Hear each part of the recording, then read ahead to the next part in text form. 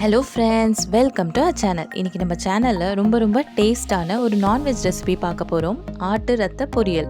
இது செய்கிறதுக்கு ஃபர்ஸ்ட் ஒரு பேனில் ஆட்டு ரத்தம், கூடவே தேவையான தண்ணி, 1/2 டீஸ்பூன் பூண்டு விழுது, ஒரு பொடியாக நறுக்கின வெங்காயம், இது எல்லாத்தையும் சேர்த்துட்டு ஒரு 15 நிமிஷம் நல்லா வேக வச்சிடலாம்.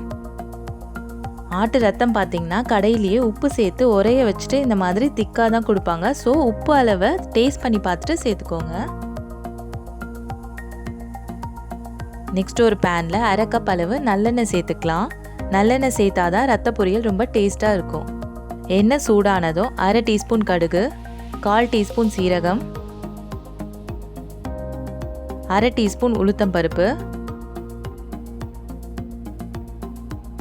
கொஞ்சமாக கருவேப்பிலை, 2 பொடியாக நறுக்கிய வெங்காயம், அப்புறமா 3 பச்சை மிளகாய், இது எல்லாத்தையும் சேர்த்துட்டு நல்லா வதக்கிக்கலாம். இப்போ ஒரு 10 பல் பூண்டு,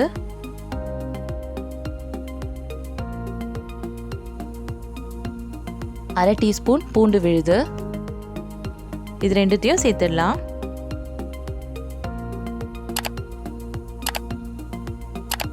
அடுத்து இதில் தேவையான உப்பு சேர்த்துடலாம். முன்னாடியே சொன்ன மாதிரி உப்பு இதில் ஆல்ரெடி இருக்கிறதால அளவை செக் பண்ணிவிட்டு சேர்த்துக்கோங்க. அப்புறமா 1/4 டீஸ்பூன் மஞ்சள் தூள் சேர்த்துட்டு நம்ம வேக வச்சிருக்க ஆட்டு ரத்தத்தையும் இது கூட சேர்த்துடலாம்.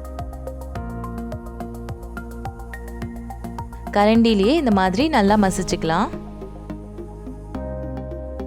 இப்போ 1/2 டீஸ்பூன் மிளகுத்தூள் சேர்த்துட்டு இது அப்படியே ஒரு 10 நிமிஷம் நல்லா வேக வச்சிடலாம்.